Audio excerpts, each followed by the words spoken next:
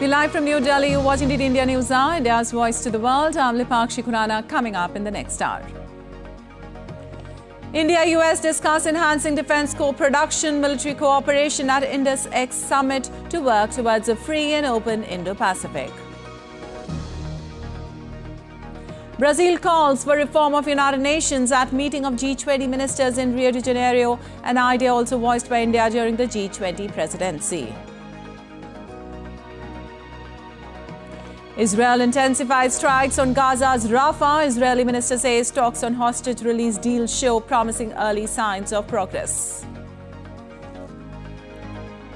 India's Prime Minister Narendra Modi on a visit to Gujrat today to attend Golden Jubilee celebration of Gujarat Cooperative Milk Marketing Federation to lay foundation of multiple development projects.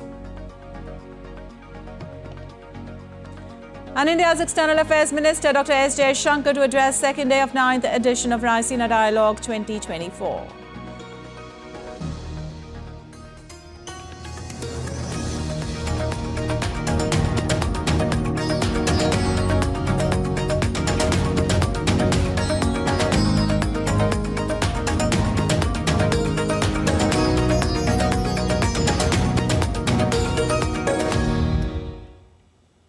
And on to the details now. India and the US are key stakeholders in navigating the complex dynamics in the Indo-Pacific region, said Defense Secretary Giridhar Aramane while addressing the two-day India-US Defense Cooperation meeting in Delhi, the India-US Defense Accelerator Ecosystem.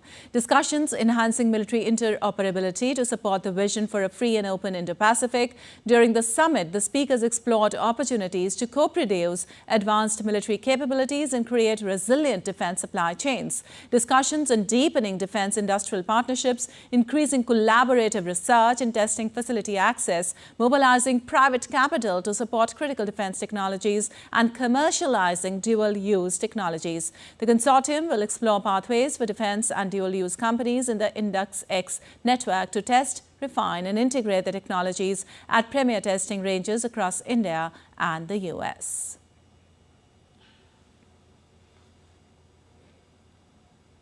Well, moving on, the Raisina Dialogue is India's flagship conference on geopolitics and geoeconomics began in New Delhi on Wednesday. The theme for this 9th edition is Chaturanga, Conflict, Contest, Cooperate, Create. There would be some interesting thematic pillars, including on decolonizing multilateralism and the post-2030 agenda. Greek Prime Minister Kyriakos Mitsotakis was the chief guest and he spoke on key issues of our time. Here's a report. India's flagship conference on geopolitics and geoeconomics, the Raisina Dialogue, began in the capital New Delhi. India's Prime Minister Narendra Modi graced the inaugural session, which began with the keynote address by the chief guest, the Prime Minister of Greece, Kyriakos Mitsotakis. He said that strengthening partnership with India should be the cornerstone of Europe's foreign policy. Strengthening our partnership with India, and I'm speaking about Europe, should be a cornerstone of Europe's foreign policy. And this is certainly true for my country. We have made good progress over the past years towards achieving that goal, but we have much further to go. And Greece has an important role in this endeavor.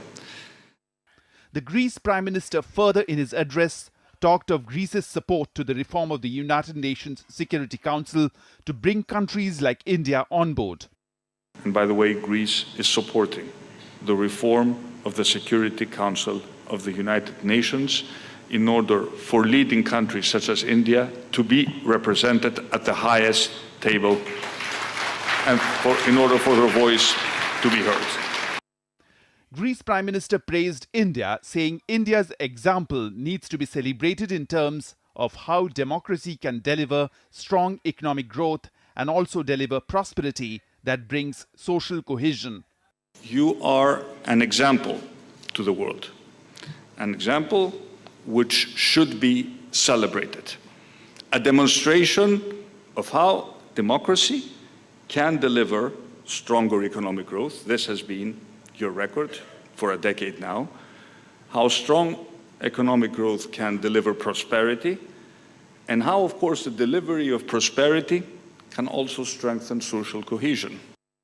Greece Prime Minister further said that Ukraine is much more than a local war on European soil and termed it as a brutal challenge to international stability. We Europeans do apply double standards, focusing on Ukraine at the expense of wars and crises in the rest of the world. And maybe there is truth in that allegation. But I would like to make the point here in Delhi that Ukraine is much more than a local war on European soil. It is a brutal challenge to international stability and the international rules-based order that India has supported and has every interest in maintaining. Greece Prime Minister termed India as a consensus builder and voice of reason in an increasingly polarized world. When it comes to shaping the direction of the global debate and addressing the great challenges that we face, India is now often regarded, and rightly so, as a consensus builder and as a voice of reason in an increasingly polarized world. And we too often forget that the raison d'etre, the real reason why the international system was created in the first place, was simple because nations large and small recognized that their true interest lay ultimately not in antagonism and in conflict, but in partnership and cooperation. India's External Affairs Minister Dr. S. Jaishankar, while delivering his vote of thanks, praised Greece Prime Minister's keynote address and said, as India expands its global engagement, it has already looked at Greece as an important partner. Our collective appreciation to Prime Minister Mitsotakis for what I'm confident all of you will agree was a truly inspirational and thought-provoking address. His message of democracies that deliver resonates strongly, particularly now, particularly here. Prime Minister Modi's presence amongst us, as always, is a reminder of India's growing engagement with the world, especially in the last decade. He has shown us why it is as important to listen and reflect as it is to articulate and express. The Raisina Dialogue is committed to addressing the most challenging issues facing the international community. The theme of this edition is Chaturanga, Conflict, Contest, Cooperate, Create, with Jessica Taneja and Amritpal Singh, Shagnik Chakraborty reporting for DD India.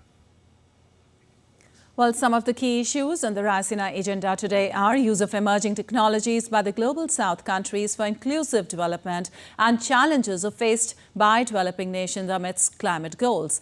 Detrained algorithms may define future prosperity, but the emerging world can legitimately worry that it will merely be the source of the data on which these are trained and not the location for their development and application. Amidst development of a new wave of technology platforms, today's discussion would focus on how developing countries can make emerging systems more inclusive to enjoy the benefits and the profits in a better way.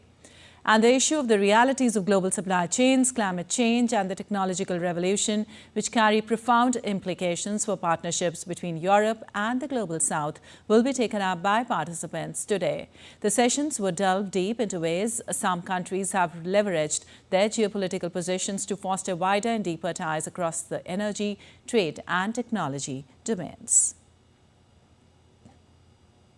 Well, Brazil opened a conference of foreign ministers from the G20 group of nations on Wednesday. Brazil blamed the United Nations and other multinational bodies for failing to stop conflicts that are killing innocent people. Foreign Minister Mauro Vieira called for a reform of global governance as Brazil's top priority for its presidency this year of the group of the world's largest economies. Ministers from the G20 nations, including the United States and Russia, began a free discussion of current world tensions and ways to improve multilateral organizations, along with curbing climate change and reducing poverty. Lula has criticized the United Nations for failing to resolve the conflict between Israel and the Palestinians.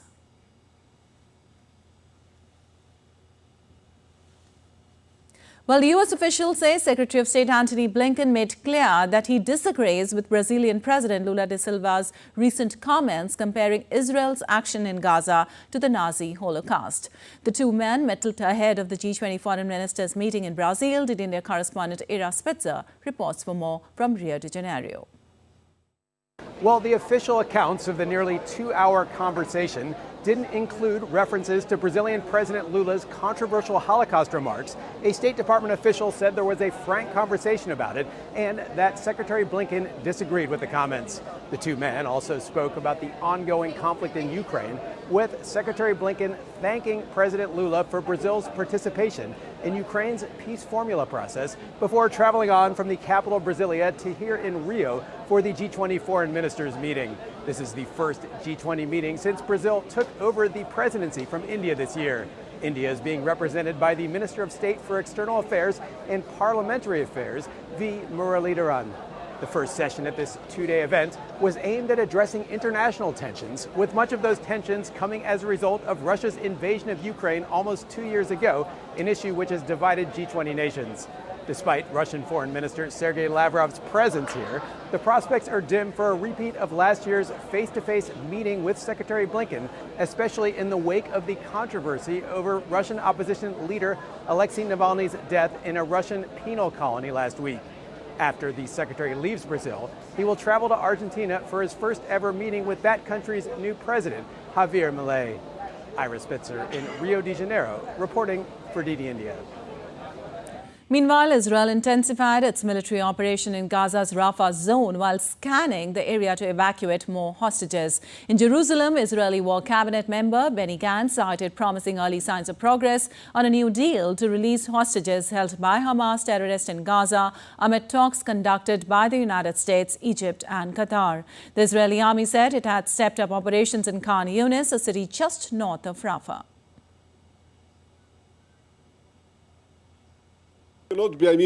Now, here are ongoing attempts to promote a new hostage deal, and there are promising early signs of possible progress. We will not stop looking for a way, and we will not miss any opportunity to bring our girls and boys back home. And updates now on Russia-Ukraine conflict. With the 2-year anniversary of the war in Ukraine approaching, EU ministers visited the Berlin's former airport Tegel on Wednesday. German Interior Minister Nancy Faeser and EU Home Affairs Commissioner Ylva Johansson arrived at the Center for Ukrainian Refugees at Berlin's former airport Tegel. Johansson said it was important to stand by Ukraine and its people as long as it would take. She added she was grateful for the support by German authorities, NGOs and civil organizations. Important that we stand by Ukraine and by the Ukrainians as long as it takes, because we know that Putin will not stop, and we have to make sure Putin will not win. And what you are doing on an everyday basis, supporting the Ukrainians that had to flee, is an act of solidarity towards Ukraine, and I think it's our moral obligation to stand by Ukraine and to make sure that these Ukrainians can go back one day to a safe country, to rebuild their country, and also coming further on their path towards an EU membership. While Ukraine's Volodymyr Zelensky on Wednesday called on Poland's leaders and European Union officials to come to the Polish-Ukrainian border for talks over repeated blockades by angry Polish farmers. Дощ Москви на наших землях. It is a matter of national security. We cannot let it drag on. There is a chance to do it in the coming days. I am also ready to be at the border together with the government. We have had enough misunderstanding. We should not humiliate each other. We should not humiliate either Ukrainian or Polish farmers. We need unity. We need solutions between us, Ukraine and Poland, and other Europe. Well, Ukrainian drone pilots manning positions in the vicinity of Avdiivka said Russian forces kept on attacking west of the devastated industrial town on Tuesday. The unit shared drone footage showing Avdiivka's ruined coking plant covered in plumes of smoke. The capture of Avdiivka indicated a change of momentum in the stalemated conflict as it neared its 3rd anniversary.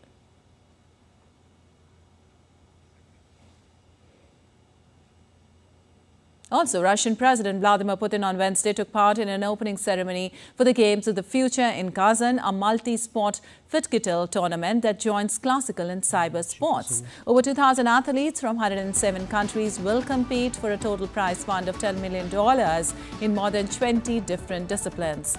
Presidents of Belarus, Kazakhstan, Kyrgyzstan, Uzbekistan, Tajikistan and Serbia were amongst the honorary guests of the ceremony. In his address to the participants of the Games, Putin said that his tournament will be free from political conditions, all types of discrimination and double standards.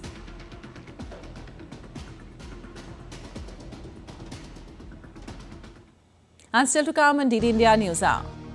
Donald Trump has pled a petition to dismiss charges against him. Peace talks between the Colombian government and National Liberation Army rebels are in crisis. Eiffel Tower, a symbol of France in the capital's showcase, is closed for the third day due to a strike.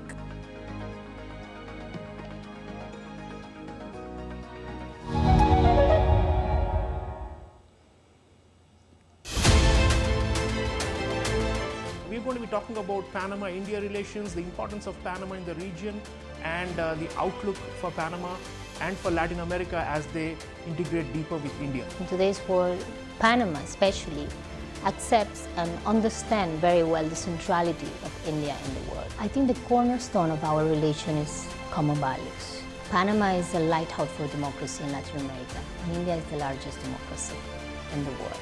The connectivity and the route that connects everyone and everything is the concept that could be already used by India.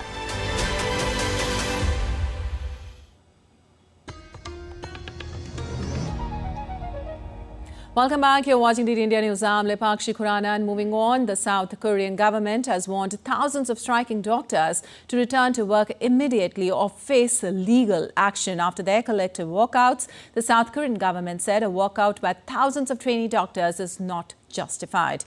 Almost 8,000 trainee doctors in South Korea have walked off the job in protest against the government's recent plan to recruit more students to medical schools. The protests have triggered cancellations of surgeries and other medical treatments, with some of the country's biggest hospitals turning away patients seeking emergency care.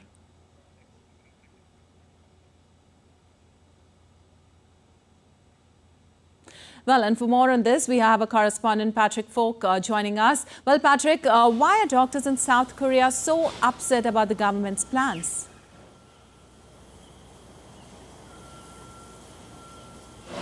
Well, more doctors means more competition within the industry, essentially. The government wants to raise the number of medical students in South Korea to 5,000 next year, up from 3,000 currently per academic year, then wants to ramp it up by another 10,000 by the year 2035.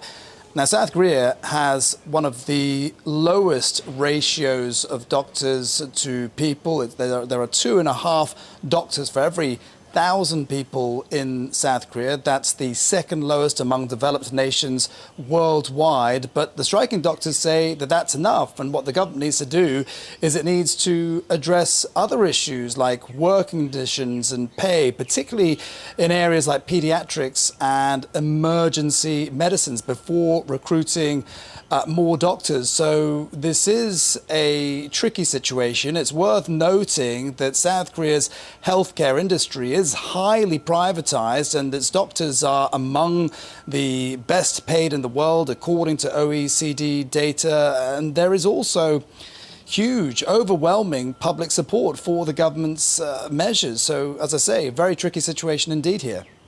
All right. We know that the patients must be really suffering because of this. So the government is now warning of action against the doctors on strike. What are they saying? What is the doctors' reaction?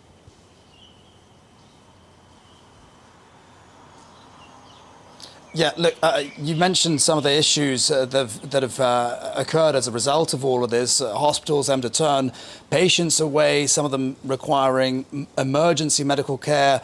Reports are saying that around 8,000 doctors, many of them junior doctors, have resigned since Monday, and there were about 1,600 that went on strike on Wednesday. So it is certainly causing a big problem. The South Korean President Yoon Suk-yeol has hit out at the striking doctors and accused them of taking people's lives hostage. Now, authorities, as you mentioned, have threatened legal action. In South Korea, they're able to revoke doctors' licenses if it's deemed that they have threatened national health. And they have already said that they are taking measures against a couple of members of the Korean Medical Association. So, you know, if they don't back down, then it does seem as though authorities are going to take some punitive measures against them. All right, Patrick, thank you so much for that update from there. And moving on, Donald Trump has pled a petition to dismiss charges against him for holding on to classified documents after he left the White House. It comes after the former U.S. president admitted to retaining the material during an interview on U.S. cable news channel Fox News. DD India correspondent Nick Harper reports for more from Washington.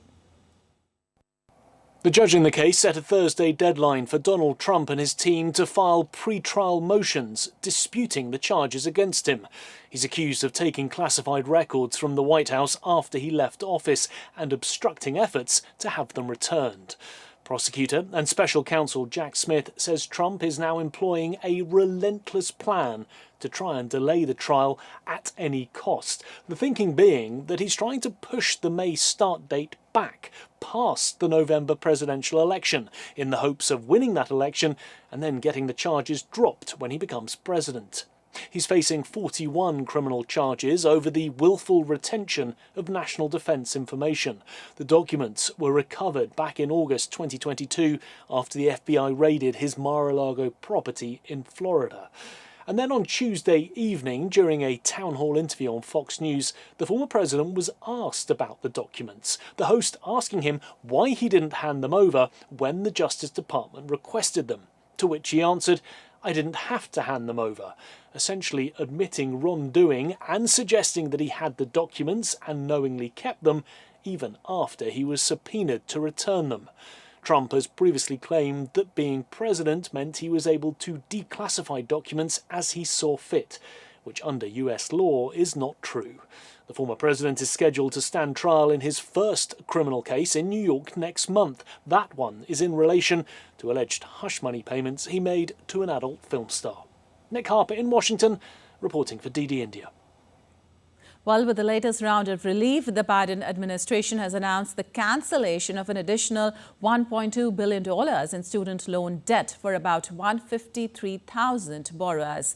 This announcement only applies to those enrolled in a specific repayment plan and covers those who borrowed $12,000 or less, who have been repaying the money for at least 10 years. Recipients of the relief will be notified and will receive an email from Biden. According to the Department of Education, 7.5 million people are enrolled in the repayment program, which was created by the Biden administration. The administration has so far cancelled about $138 billion in student debt for nearly 3.9 million people through executive actions, the White House said.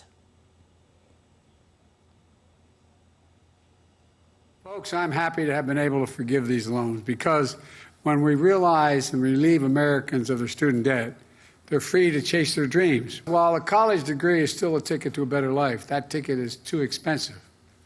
And too many Americans are still saddled with unsustainable debt in exchange for a college degree.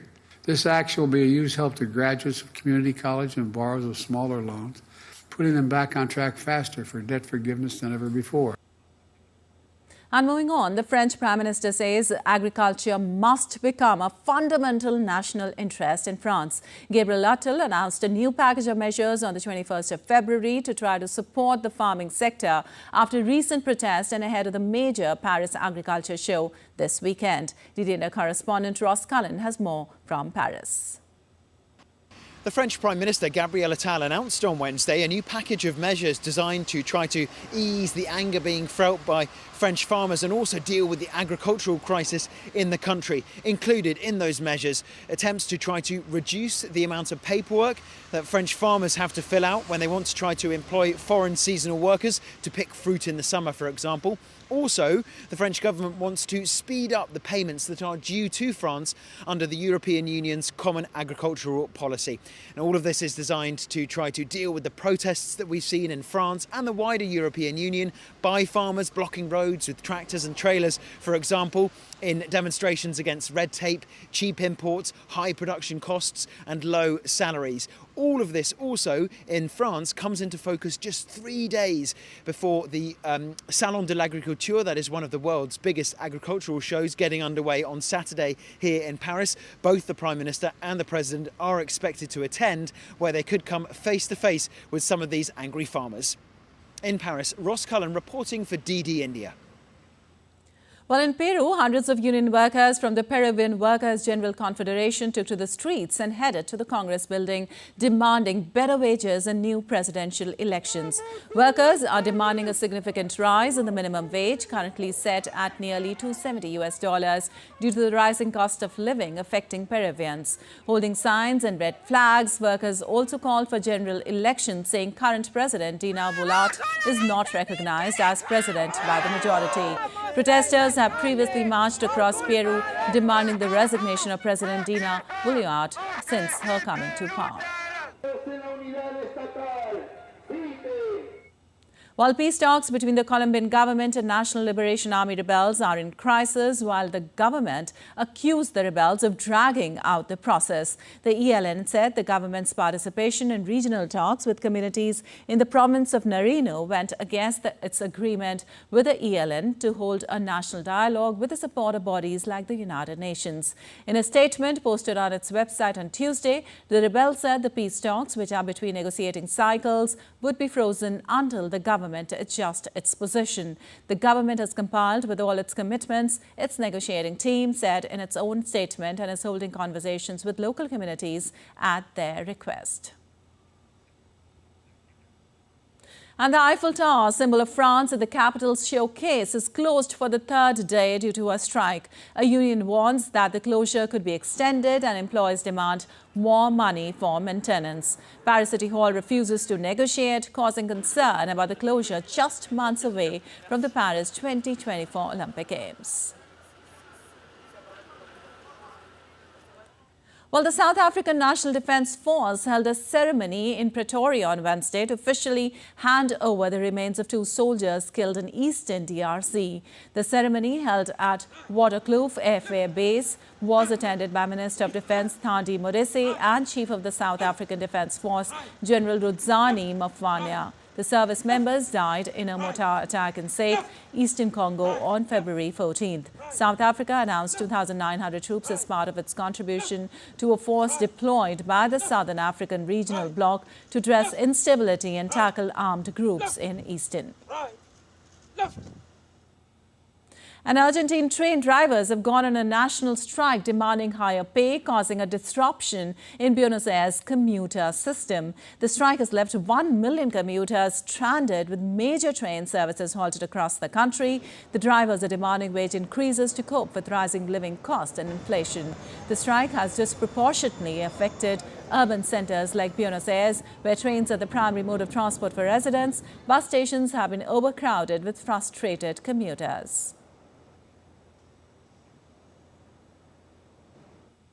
Well, heavy rains lashed the streets of the Ecuadorian city Cron, located in Manabi region. Vehicle driving through flood waters, with Chones Plaza fully submerged in the severe rains. According to the local media, the city has declared an emergency and over 80 households have been evacuated. According to Ecuador's National Meteorological Institute, rains are forecast to persist, with situations ranging from floods to landslides. Well, Bolivia experienced heavy rains causing landslides along the banks of a swollen river in La Paz, leaving several houses damaged and at risk of collapse. River began to swallow houses, separating it from the waterbed. Authorities mobilized workers and heavy machinery to carry out mitigation and emergency works. In February 2024, the accumulated rainfall reached 140.4 millimeters and exceeded the normal accumulated rainfall of 83.8 liters per square meter.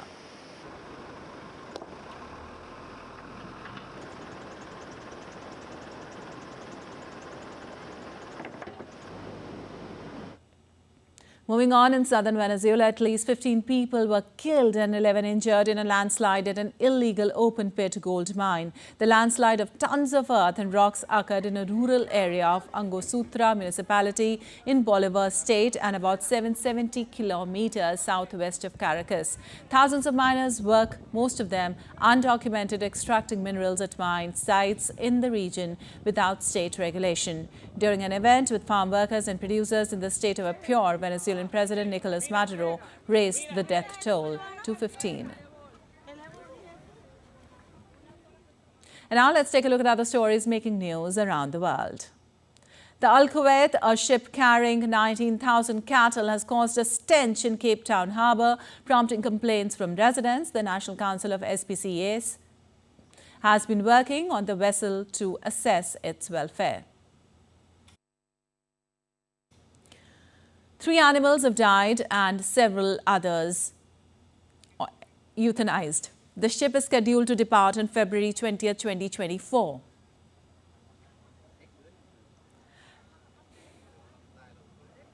A pickup truck hit a roadside pavilion in Samnak-Kham sub-district, Thailand, killing all the students and their teacher. The driver fled the scene but later turned himself into Sadao District Police. He was tested for alcohol and substance abuse before being questioned. The incident occurred after the students left their school for a walk.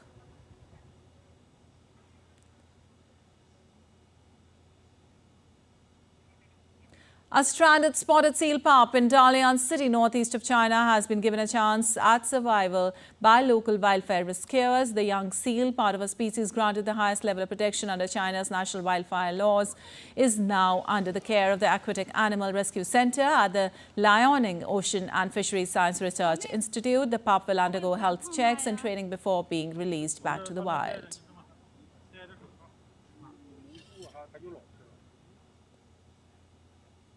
And still to come on DD India News Hour. Indian Navy ship INS Shivale gave medical assistance to Iranian fishing. Relics of Lord Buddha, along with those of his esteemed disciples Arahata Sariputra and Arahata Modgalayana, are set to embark on a sacred journey to Thailand. India's Jammu and Kashmir is set to organize 2-day Harbal Winter Carnival from the 24th of February.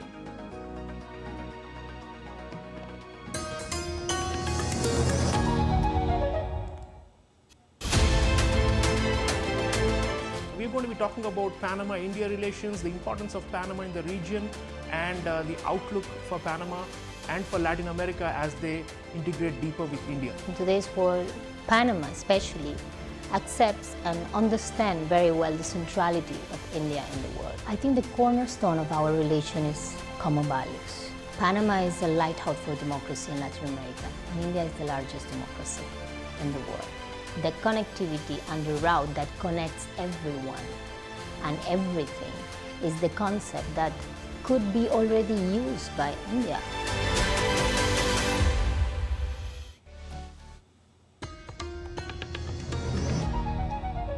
Welcome back. You're watching the India News. I'm Lipakshi Kuran, and moving on, India-US discuss enhancing defense co-production, military cooperation at India's X Summit to work towards a free and open Indo-Pacific.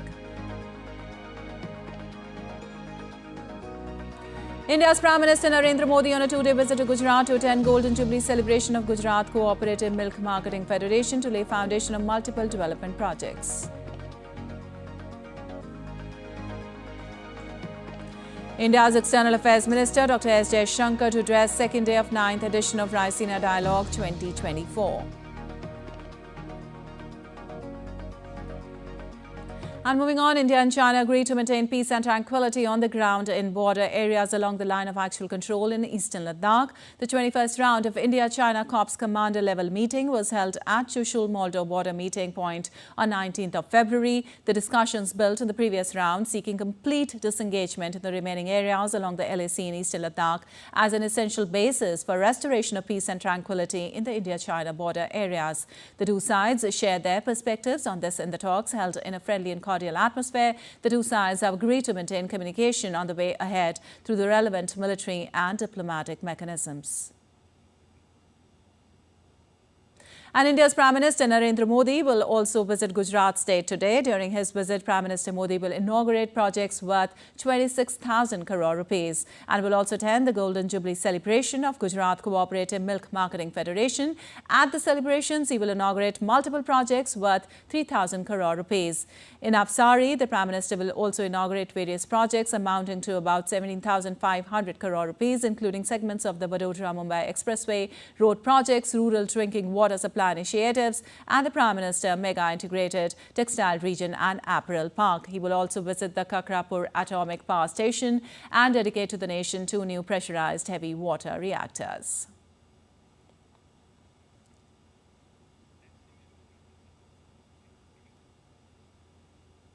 And for more on this, we have a correspondent, Debyendu Mundal, joining us for more. Well, Debyendu, good morning. Prime Minister Modi will visit Gujarat state today.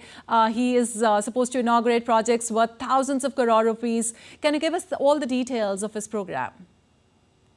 Well, good morning, Lipakshi. Today, Prime Minister Narendra Modi, in his spree of making India more developed and Viksit, or in fact, a developed India, in the next couple of years, Prime Minister Narendra Modi is embarking on a journey to Gujarat, where he is going to inaugurate projects worth over 22,000 crores. Some of the projects, let me read out, because this is a huge list of projects that he's taking to Gujarat for the development of the state.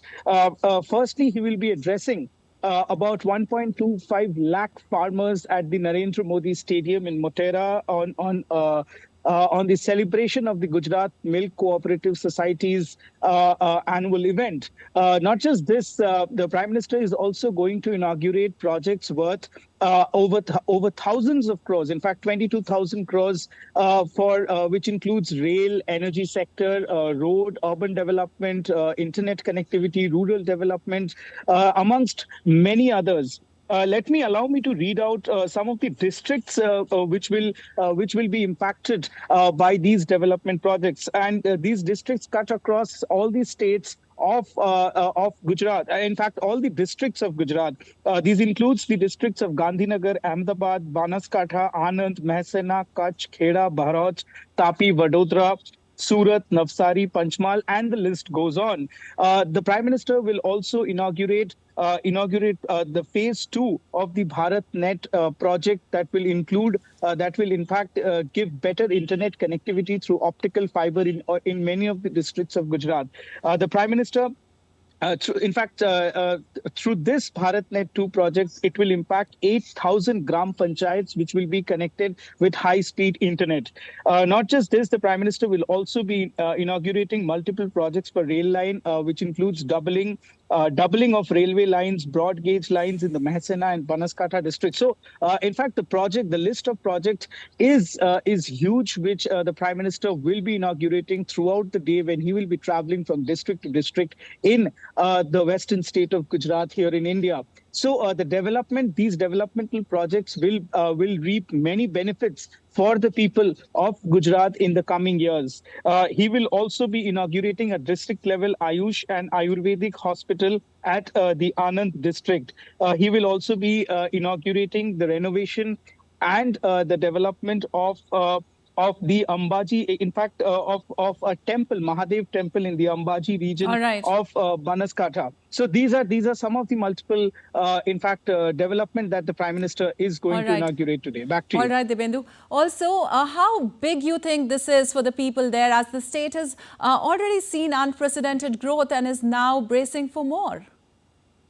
Of course, Lipakshi, Gujarat is on the cusp of becoming one of the most developed state of India. And with these projects worth about, in fact, more than 22,000 crores, the Gujarat will see a new phase of development in the coming months and years to come. With these multiple projects that the Prime Minister will lay foundation stone for and inaugurate many in the state. Of course, the people are very excited. They of course see Prime Minister Narendra Modi as their own son, who's bringing with him a kitty full of developmental projects for the state of Gujarat, and the developmental spree for Gujarat would continue also in the coming years. All right, thank you so much for that update, Debendu.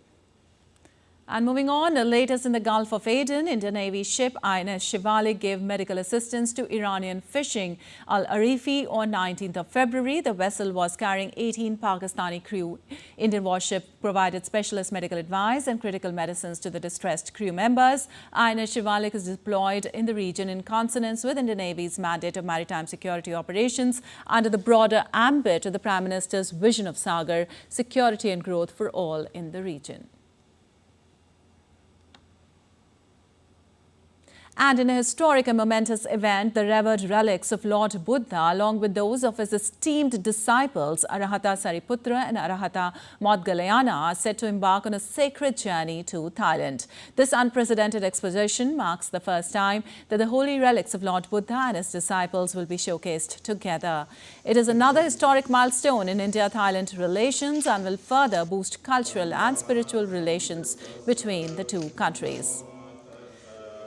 Additionally, the holy relics of Arahata Sariputra and Arahata Modgalayana, currently residing at Sanchi, have been brought to Delhi in preparation for their journey to Thailand, further enriching the sacred expedition. The sacred journey will culminate on the 19th of March 2024, with the relics being escorted back to their respective homes, concluding a historic and spiritually enriching exposition in Thailand. Also, on this sacred occasion, Thai ambassador to India, Pateret Tongtong, expressed her gratitude on the growing exposition and India-Thailand cultural and bilateral bond. I'm so grateful for the government of India that allowed this, to have the only relics of Buddha. Thailand and India have been close to each other since over 2,000 years ago through the religious link and connect, and is also up to today. So this is a starting point that how Thai peoples and Indian people have been connected since the old day.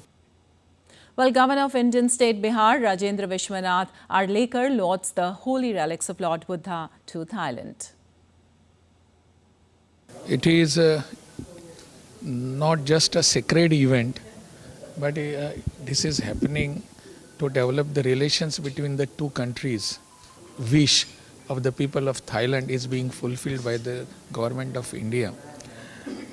We have very good relations both the countries, and this particular event, that is the relics of holy relics of Bhagwan Buddha, are being taken to Thailand, and so all that will be happening to develop and strengthen the relations between the two countries.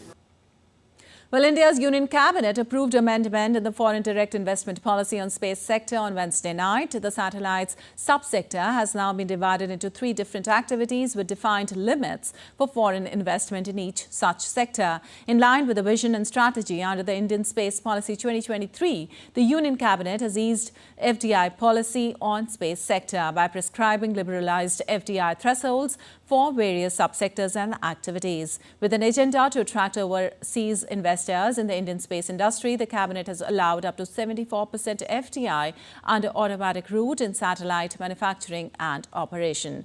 Moreover, the government has also allowed 100% investments in making components for satellites. And now let's take a look at other stories making news today. The Indian Army's 3 Thai Shakti troops rescued more than 500 tourists stranded along the India-China border in northeastern state of Sikkim. The tourists were stuck due to unexpected heavy snowfall. They were provided with hot meals and prompt medicare, and safe transportation was arranged, the Army said. India's Jammu and Kashmir is set to organize two-day Aharbal Winter Carnival from 24th of February. The event, slated for a two-day extravaganza, is aiming to promote the picturesque scenes of Aharbal and boosting tourism in the region. Various aspects of the carnival include cultural programs, trekking, snow games, etc.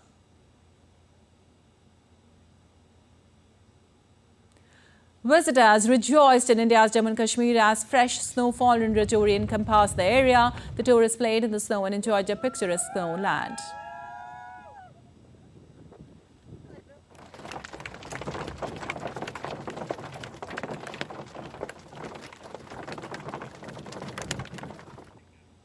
And still to come on DD India News Hour.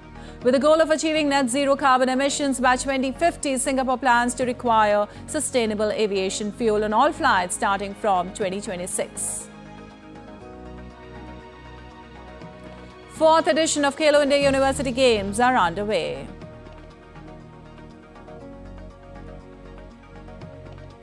Sugar sculpting involves cooking and shaping sugar into various shapes and textures. We'll show you more.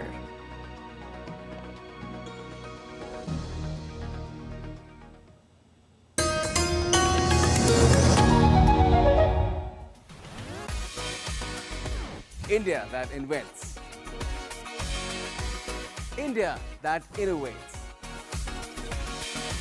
India that excites. India that invites. Land of possibility. Teeming with opportunities. Watch India Ideas each Thursday, 8 p.m. only on DD India.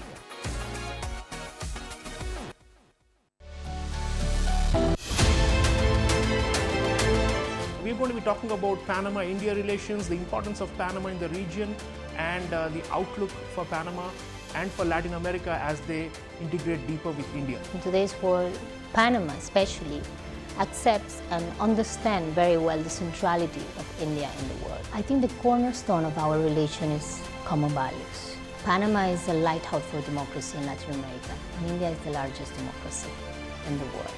The connectivity and the route that connects everyone and everything is the concept that could be already used by India.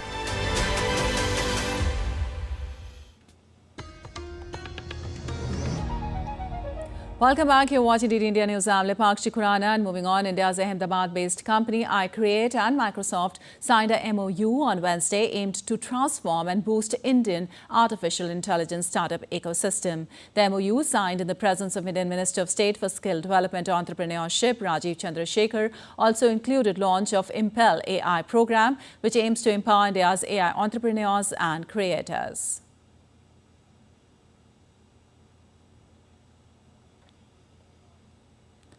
Are going to be startups that are going to be in areas like artificial intelligence, semiconductors, electronics, microelectronics, high-performance computing, the future of the internet, Web3, etc.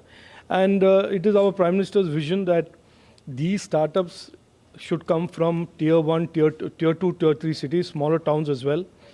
And it is very good to see partnerships like Microsoft and iCreate, which are aimed at creating entrepreneurship and startups in new areas like AI and out of places that are smaller towns and that are not Bangalore, Hyderabad, but Gandhinagar, Ahmedabad, Surat, and other towns around the country. Well, the Cabinet Committee on Economic Affairs, chaired by India's Prime Minister Narendra Modi, approved the Fair and Remunerative Price (FRP) of sugarcane for sugar season 2024-25 at 340 rupees per quintal at sugar recovery rate of 10.25%. This is a historic price of sugarcane, which is about 8% higher than FRP of sugarcane for current season 2023-24. The revised FRP will be applicable with effect from 1st October 2024. With each increase of recovery by 0.1%, farmers will get additional price of 3.32 rupees, while the same amount will be deducted on reduction of recovery by 0.1%. However, 315.10 rupees per quintal is the minimum price of sugarcane, which is at recovery of 9.5%. Even if sugar recovery is lesser, farmers are assured of FRP at 315.10 per quintal. Well, Singapore plans to require sustainable aviation fuel on all flights starting from 2026, with a goal of achieving net zero carbon emissions by 2050. SAF, an alternative fuel from hydrogen or biological materials, accounts for only 0.2% of the jet fuel market. The initial requirement is 1% SAF, potentially increasing to 3% and 5% by 2030. However, analysts believe there isn't enough SAF to meet demand, with an estimated increase of 2,000 barrels per day in 2026 and 10,000 barrels per day in 2030.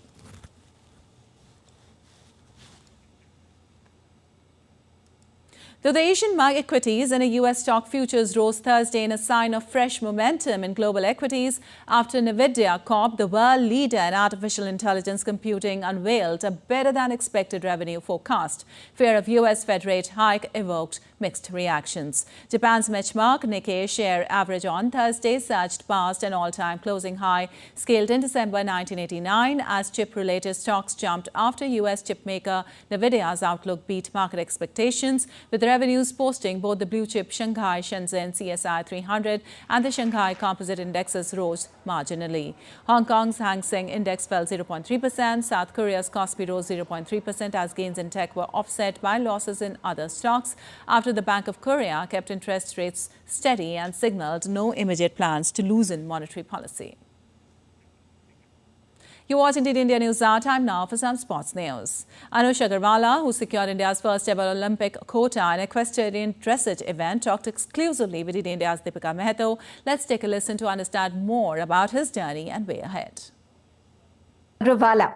Anush, first of all, many congratulations to you for making the country really proud. You've secured the first ever medal when we talk about equestrians dressage event. What are the challenges and hardships that you faced in your journey, Anush? Hi, first of all, thank you for having me. It's my pleasure. Of course, my journey, I would say the journey of any successful sports person has not been an easy one. It's not always been about victories and glories. There have been a lot of hardships along the way. I think one of the biggest struggles I had was when shifting to Germany at the age of 17. I came from a very sheltered life in India. I never had to do cooking, cleaning, my laundry, and shifting to Germany, having to do all of these things on my own. And also, I did not know any people at the time in Germany, and also I did not know the language. So, tackling all of these, as well as learning to ride, to really learn how to about the sport, because I was really not at a high level at that time. Just managing everything as well as along with my studies has obviously been very difficult. But I'm just proud of how everything turned out. Now, when we talk about your preparations, we are really thankful that you took your precious time out to talk with us, because you are now in the middle of Paris Olympics preparations. But tell us, how are you actually preparing for the mega event? To be honest, of course, I'm very excited about the event, but I'm not really doing anything in particular just for the Paris Olympics. I will continue my training schedule like I've always done it. I don't want to change anything. Of course, with competing more, with more shows, we gain more experience. Then, of course, we learn a lot of things from experience. And then I will adapt my training, my riding on the basis of these experiences. But I will not do anything different. I will, just do what I've always been doing. Just working hard, focusing on myself, and just excited to see how the journey goes. Well, the 4th edition of Khelo India University Games are underway in northeastern city of Guwahati. Basketball, kabaddi, swimming, rugby, tennis were some of the sports in which athletes from various universities across the country are participating. The players were highly satisfied with the arrangement made by the authorities. Few players were participating for the first time in such a grand event. Speaking to DD India, winner team of women's kabaddi, Chandigarh University spoke about how challenging it was for them to reach the spot.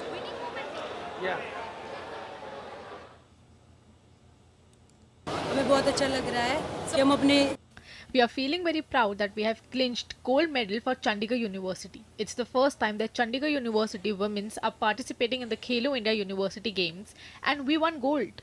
I am feeling very good that my team has put a tremendous performance.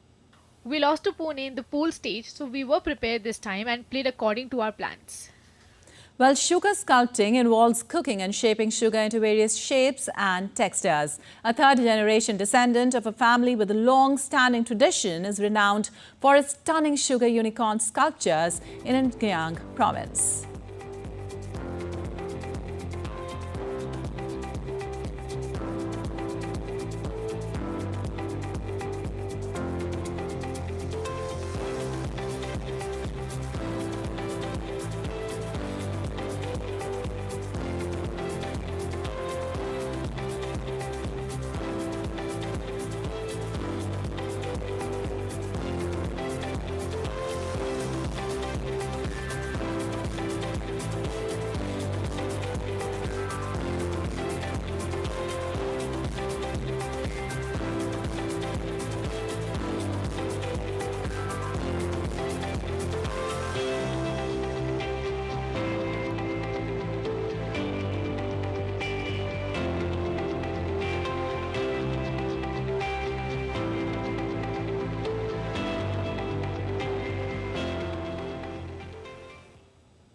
All right, that's all for this edition of DD India News Hour. But let us know your thoughts on the news of the day. You can connect with us on Facebook X, formerly known as Twitter and Instagram. We'll be back with more news as it breaks here on DD India. I'm Lipakshi Kuran from all of us here in Delhi.